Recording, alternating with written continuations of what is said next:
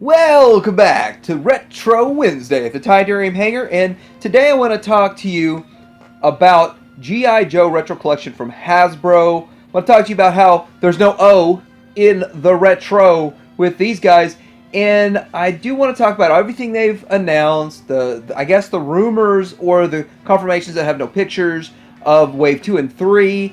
I'm also going to tell you pretty much why fans want the O-rings and we didn't get it. And then I'm going to talk to you about some stuff that went on with Star Wars involving their retro collection, which makes me think a few things that are coming up. So the future of this line or the future of possibly another line. All this coming up.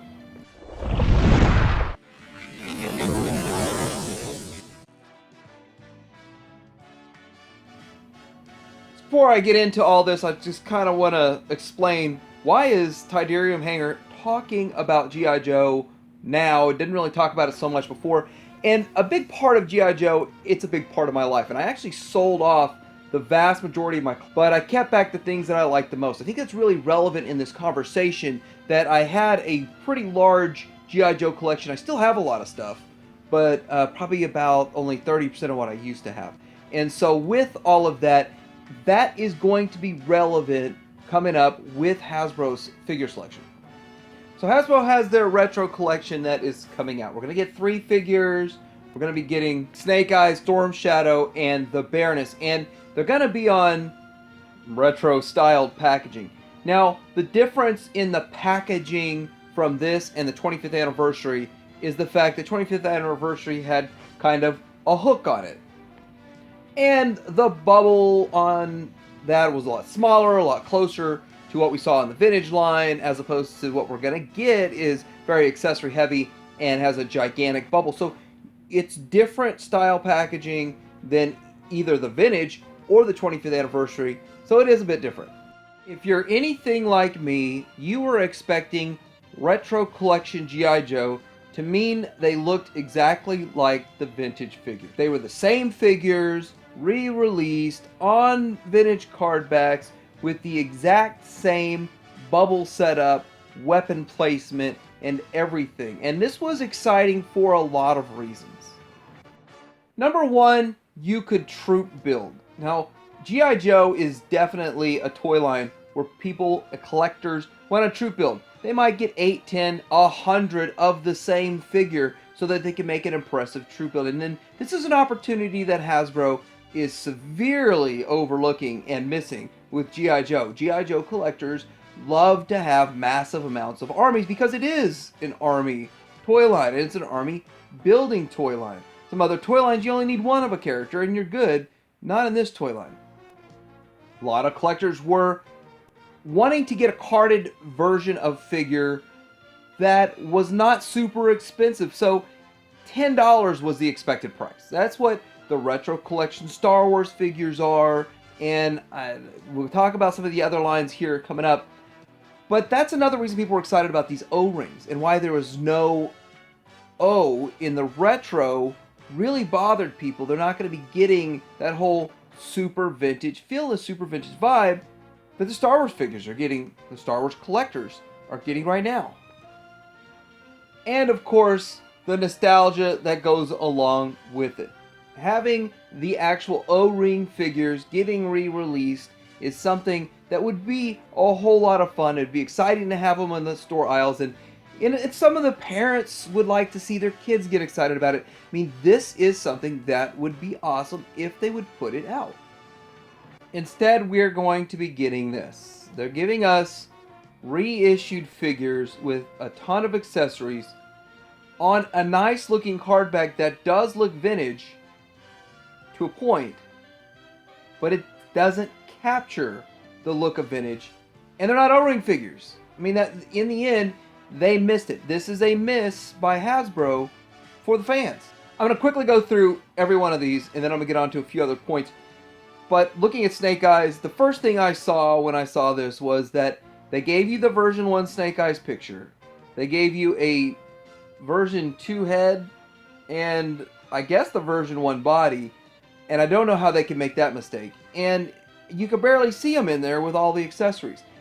it is overkill on accessories. And I'm not really sure who came up with that idea, but that's another reason why people want vintage ones in the retro collection, the O-ring ones, because some of those accessories are hard to get. If they would reissue them, then some of those accessories would be easier to get. And I know the value of people who've collected and held on to all that stuff, their value would drop a bit, but that's what people were wanting. They should have put this out. This is a figure. This is what it should have looked like. Look how simplistic it is. You have a little bubble up top that has his ammo pack, is that what it's called? And then he's got his gun. It's real simple figure. This is exactly what people wanted right here. They didn't have to go crazy with accessories. They would have actually probably would have cost them less to make it like this. Same situation with Storm Shadow here. Now this Storm Shadow, first thing is it doesn't match the picture, which for me, the Storm Shadow in the picture is the only Storm Shadow I'm really concerned about. I don't really need 15 different iterations, and I'm happy with it. But I will say one positive thing about this Storm Shadow is he does have the throwing dart accessories, which I've always wished on my vintage one I could pull one of those darts out and throw it and then put it back, but I would have lost it as a kid. But still, this doesn't match the picture. It's not what we want. See, I'm betting most people wanted to see this Storm Shadow. They were excited to see this exact thing on the shelf again. And we're not getting that. And so that is what's upsetting people, that this is not coming out. He doesn't have a lot of accessories, but those accessories are hard to find. Those are really hard accessories to find. And it would be nice to be able to just get one, even if you keep it carded, or if you open it up and have it displayed with original-ish accessories. That's what we wanted. And sort of again with the Baroness, this Baroness one is kind of a two-way street here. First off, she's cluttered up with a bunch of accessories that I personally am not interested in getting that many accessories with my Baroness. I wouldn't display her with it, although they are cool. I mean, they are cool. They do make sense. You could use them in a lot of play areas or whatever, display areas. But my thing about this is I would still keep her on a card. Like, I collect these predominantly on the card. I have a lot of the 25th anniversary collection on the card, and I would have loved to have added to it, because mine, I could never find anything but this blue one, and I was disappointed in the 25th anniversary and the blue one. I love the 25th anniversary, don't get me wrong, and I really enjoyed collecting that, but all I found was this blue one, and I always wish I could have gotten one maybe that looked more like this. Now let's look at the vehicles. Now the vehicle of the AWE Striker is right on point in my opinion. That's one of the best vehicles. It's a small vehicle. I would think they could have kept a better price point than $25, but they are including a figure, and so with that, I guess it works for $25. Now, I want to point out, when I sold my collection, I actually kept my AWE Strikers, and I say that plural, I have 3 of them, because it's one of my favorite vehicles. And so I was excited that they're reissuing it. It's a good vehicle, but to the fact that I still have some, I don't need it. But it'd be nice to have one in this vintage style box. But again, the figure, and it's not an O-ring, so it's not really what we were looking for or what we were wanting in the end. But it's a good idea. I think they nailed it on selecting this vehicle. Same thing with the His Tank, but His Tank's been reissued a multitude of times, but I don't think it's ever been in a really super retro packaging, and I do love the His Tank. And I kind of actually like the upgraded driver myself, so it's not too big of a deal for me. But again, you're spending $25. I've been buying the His Tanks when I bought His Tanks and had several for under 20 bucks complete myself. I don't know if the market's changed a whole lot since then, so 25 for one and new in the box, I'm like, I guess. But I was kind of hoping for a cheaper price point. Okay, so the rumor of Wave 2 is going to be Destro, Roadblock, and Scarlet. Now, I do have all these on the 25th anniversary, and I love them. I'm just thinking that they're going to go the same style of packaging, and they won't look this good. This looks great on the card. The ones that they're going to make, I can't fathom how many accessories they're going to put, or what accessories they're going to put, to fill up that whole half of the card back with accessories, and just not make it look retro like they did with 25th anniversary. Not to mention they still don't have the O-rings, and no explanation why they didn't make those figures. And Wave 3 is rumored to be Cobra Commander and Duke. Now, I'm wondering if Cobra Commander is going to have a swappable head. He probably will, and so I represent both of them here, and then Duke. But again, if you're a carded collector like me, which I mostly am a carded collector for when it comes to these kinds of things, then it's going to be frustrating because it's not going to display as well as the 25th anniversary, and I would rather them just picked up where they left off with 25th anniversary than go the route that they're going. So I want to take a quick look at what Hasbro did with Star Wars so that we could possibly see what could happen in the future with G.I. Joe. But here's what happened with Star Wars. Star Wars started making vintage collection. It even goes back further than that. They had original trilogy and saga, and those were on vintage style card backs. And then they just canceled those lines, and a couple years later they came out with vintage collection. Vintage collection is a modern Star Wars figure on a vintage style card back. And that's that. It's a vintage style. It's what we wanted in a way. I always kind of thought they would do what their modern retro collection is, but instead they did this, and I was okay with it. I lived with it. I accepted it and started collecting them. Now they're up to like 150 or 160 of these that have come out so far. So then Hasbro made copies or KOs or reproductions of the original Kenner figures. And the reason I'm saying they're copies, KOs, reproductions, because Kenner made these, not Hasbro. And even though Hasbro owns the license, Kenner actually made them. Hasbro scanned them in and then remade them. These are not made from the same mold. These are completely different figures, but they look the same. I mean, there's such subtle differences, but they look similar. I mean, you would not notice in the wild. You'd have to check the date and all that stuff, but they're different.